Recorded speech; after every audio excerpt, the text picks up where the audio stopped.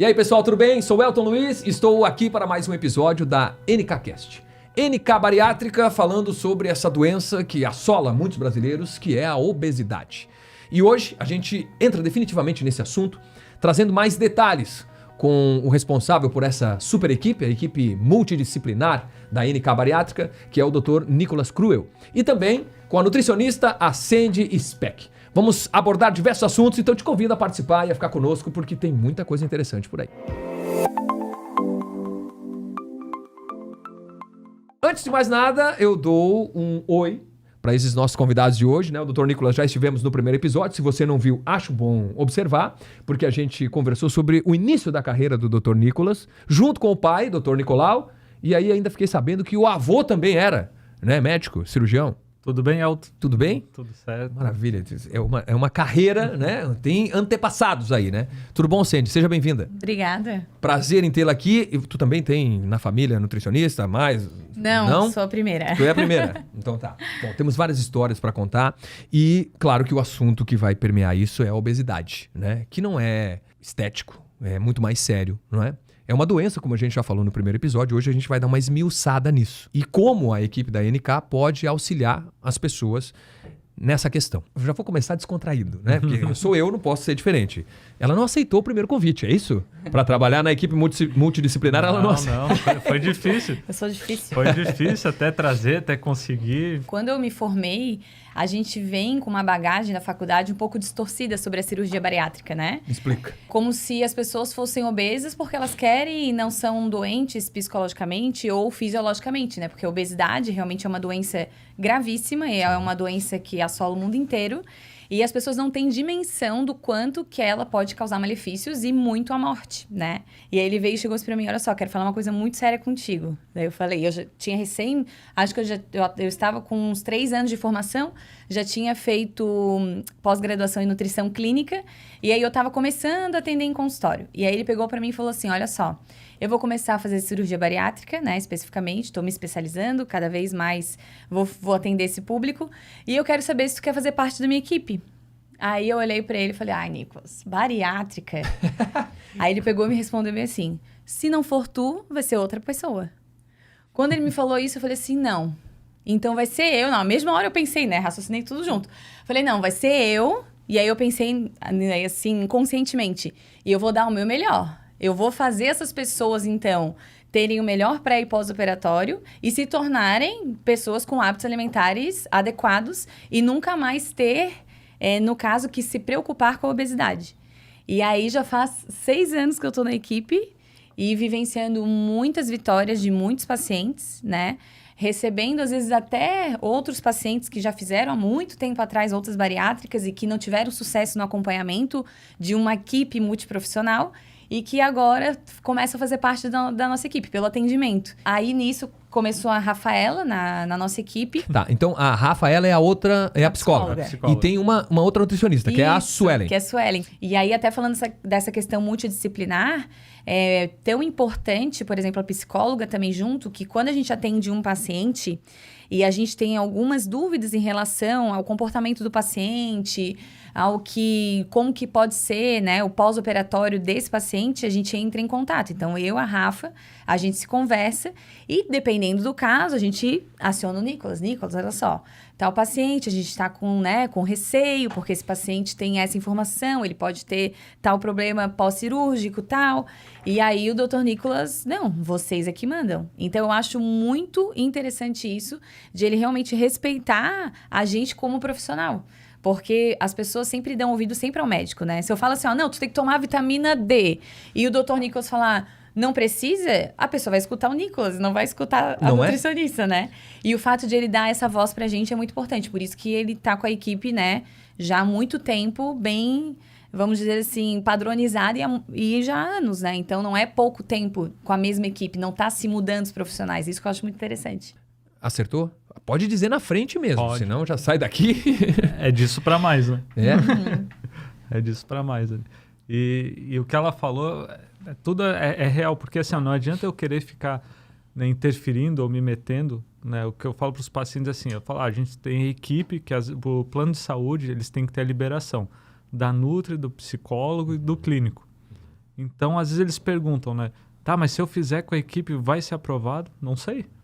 Né? Eu falo para ele, não sei. Se estiver apto, né? Então não sei. Vai passar por avaliação, mas não é porque tu está fazendo com eles que tu vai ser liberado. Que vai ser o ok. Porque se eu começar a me meter, interferir, não vai ter resultado bom. Sim. Os pacientes vão voltar, né, a ter reganho, ou na parte psicológica vão acabar se arrependendo. O que acontece de pegar, às vezes, outros pacientes, né, já operados por fora, que vem arrependido de ter feito a cirurgias recentes, com 30 dias, às vezes com 3 meses, e querem desfazer a cirurgia. E esse não é o objetivo, né? Então, por isso que tem que ter toda a avaliação psicológica, avaliação nutricional, para aí sim estar apta para a gente fazer. Deixa eu entender, porque talvez quem esteja nos assistindo não entenda como eu, leigo, né, no assunto. Tem que passar por uma criteriosa avaliação para saber se eu estaria ou não apto a fazer. É isso? Não é simplesmente cheguei, ok, Sandy, valeu Rafa, valeu Suelen, valeu Nicolas, vamos para a mesa de cirurgia. Não é assim? Não. Primeiro tem que estar avaliando se tem indicação ou não. Indicação quer dizer o quê? O peso. A gente calcula o IMC desse... É o tal da obesidade mórbida? Eu estou falando bobagem? Isso, isso, né? A gente vai calcular o IMC desse paciente. A gente vai pegar o peso e dividir pela altura ao quadrado. Se o paciente tiver um IMC acima de 35, com alguma doença, alguma comorbidade, ou acima de 40, somente a obesidade, já tem indicação para cirurgia. Diabetes, essas coisas, entra aí já é um pontinho a mais para fazer, né? Sim. Aí, de comorbidades entra um grande leque. Diabetes, pressão alta, aí vai dores articulares, né, gordura no fígado, aí tem um vasto leque. Pacientes que têm IMC de 30 a 35, que tiverem alguma doença considerada grave, também tem indicação para fazer a cirurgia. Né? Principalmente quem tem diabetes 2, menos de 10 anos em tratamento. Então já tem indicação porque a gente vê que tem melhora desse quadro de diabetes. Aí sim, se eles passaram, tem indicação para fazer cirurgia, vão fazer os exames pré-operatórios. Tudo ok? Vão para a equipe. Então vai passar. Vai passar com a Sandy, vai passar com a Rafa. Aí elas vão avaliar a parte nutricional desse paciente, né? Ver se vai ter critério, se é um paciente que tem, né, o entendimento e a capacidade de fazer o pós-cirúrgico, porque hoje ele está comendo normal.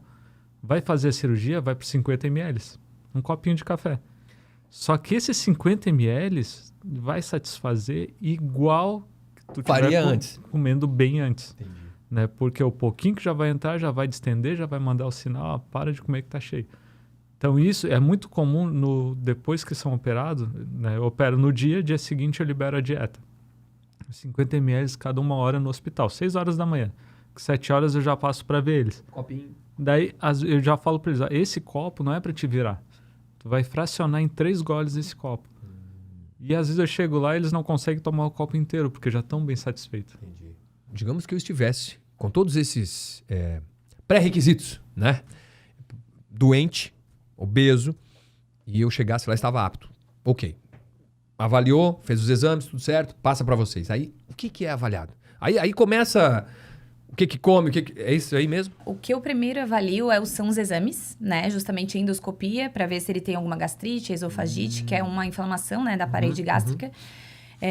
Justamente para já começar a fazer algumas alterações alimentares antes desse paciente chegar para a cirurgia. No pré? No pré, Entendi. Tá?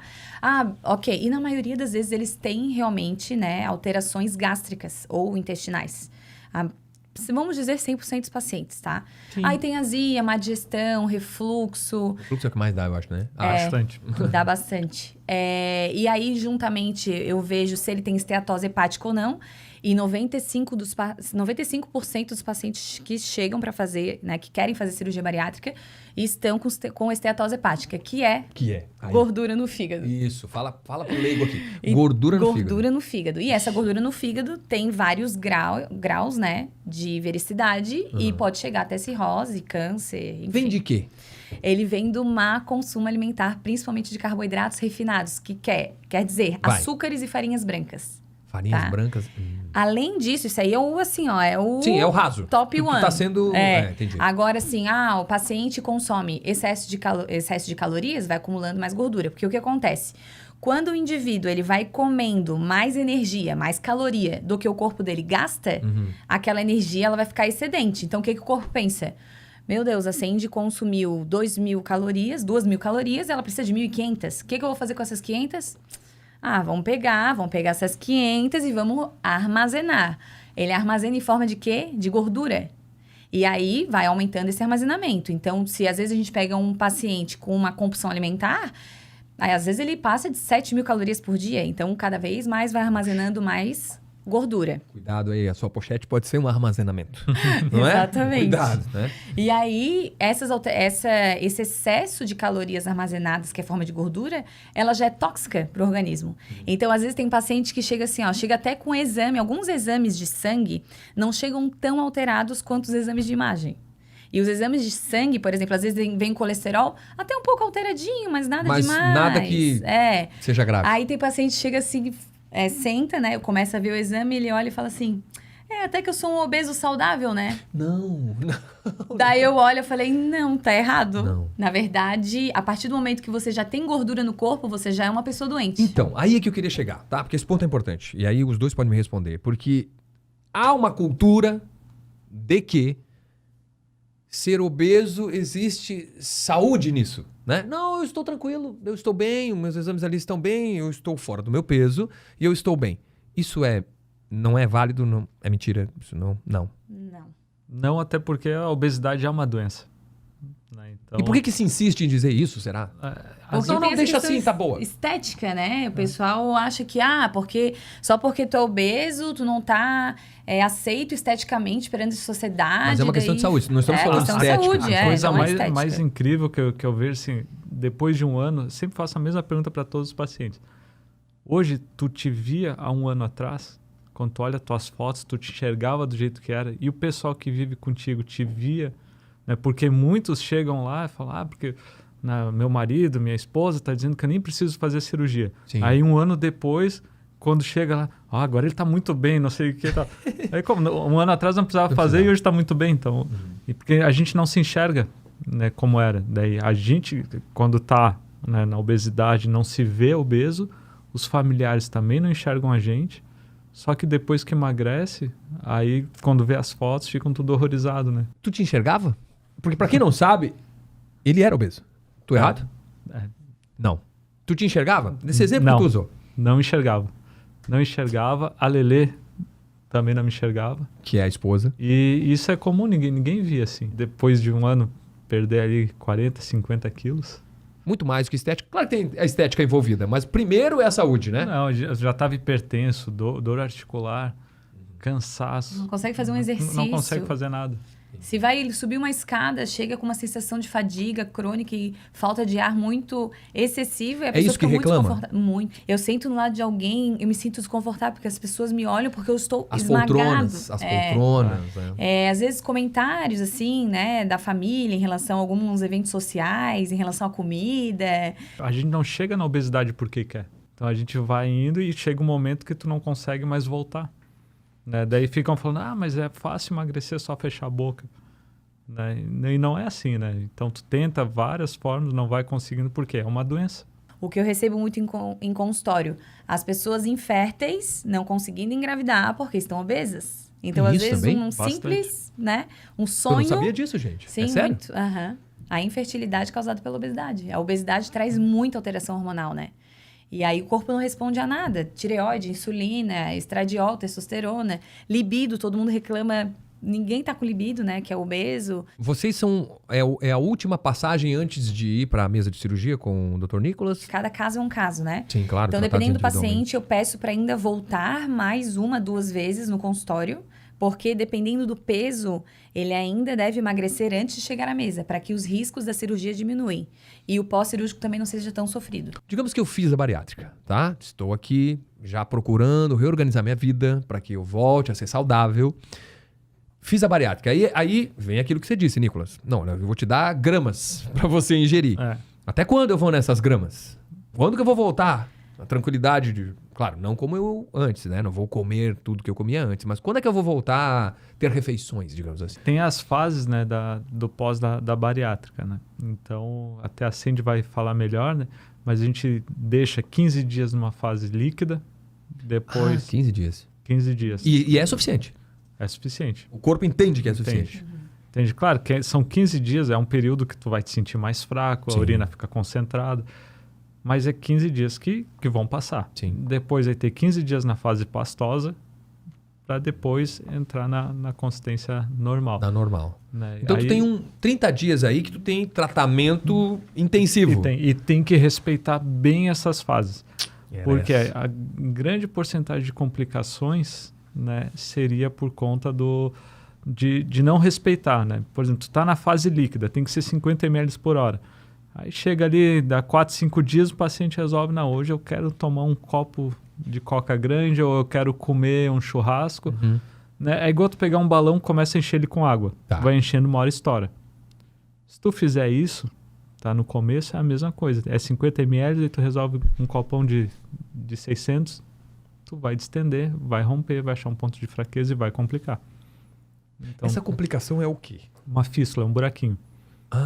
Que daí acontece. acaba de tanta pressão que tu vai fazendo dentro, vai achar Sim. um ponto de fraqueza e Vai escapar por ali. vai escapar. Então tem que seguir bem e respeitar bem essa dieta. A cirurgia bariátrica é uma mudança de hábito forçada, porque ou tu vai seguir as orientações, ou realmente se tu não respeitar, tu não vai conseguir evoluir, né, no processo de resultado satisfatório e também manter, para que você não reganhe peso futuramente. Então, dentro da minha padronização de atendimento, o que a gente faz, né? 15 dias de líquida, 15 dias de pastosa, inicia a dieta branda, que daí é uma dieta mais cozida. Tem alguns alimentos que ainda não se inserem nesse momento justamente porque, é como eu falo para o paciente, teu estômago está se recuperando, né? O Nicolas fez o processo cirúrgico, então o estômago está cicatrizando. Então, vamos respeitar esse estômago. E depois disso, a pessoa volta a comer tudo, alface, saladas cruas, verduras, frutas, carne, tudo, né? Só que eu dou um timer ali de ingestão alimentar justamente porque se a gente já autoriza, por exemplo, o paciente, depois de 2 meses de cirurgia, já comer um pedaço de pizza, ele vai começar a sabotar nesse mesmo pedaço de pizza várias vezes. Sabotagem. Tu tem cara de ser brava. Ela tem cara de ser brava. Ela tem Tem, cara de no pegar no entanto pé. que eu falo pros pacientes, quem briga acende. Eu Eu ia não dizer, brigo. tu não tem cara de ser bravo, Não, Nicolas. eu falo Tu já tem pra cara- eles. Tu tem cara de ser tranquilo. Não, eu sabe? já falo pra eles, eu falo assim, eu não vou brigar com vocês, quem vai brigar acende. Não, ela tem cara de ser brava. Sabe, aquela que abre a porta e fala assim, é hoje, gente. E Não vai outra? comer ninguém. Né? Tu acredita que quando eles passam mal, eles não vão correndo falar pro Nicolas, eles vão correndo falar pra mim. Ó. Ah, é porque ele já sabe que o Nicolas vai falar com a Cindy. Porque Muito bom. tu não fez o que ela orientou. Ó, tá aí. Nutricionista Sandy Speck com a gente. O Dr. Nicolas Cruel tá aqui também. Eu tenho outras perguntas, né? Sabotagem, que ela acabou de falar, por exemplo, é alguma coisa importante que a gente tem que falar. O que acontece depois, né? O que acontece nesse período em que faz com que as pessoas sabotem e aí retornem ao início? Que não é o que a gente quer, que não é o que a gente busca, né? Porque estamos falando de uma doença, então você volta a ser doente. Não, peraí. E eu tenho exemplos, né? Conheço colegas que passaram por isso. Vamos abordar em outro episódio, porque a gente já estourou o tempo aqui. Então a gente vai encerrar e ganhamos mais um. Pode ser? Não esquece, hein? NK Bariátrica. A sua saúde no peso certo.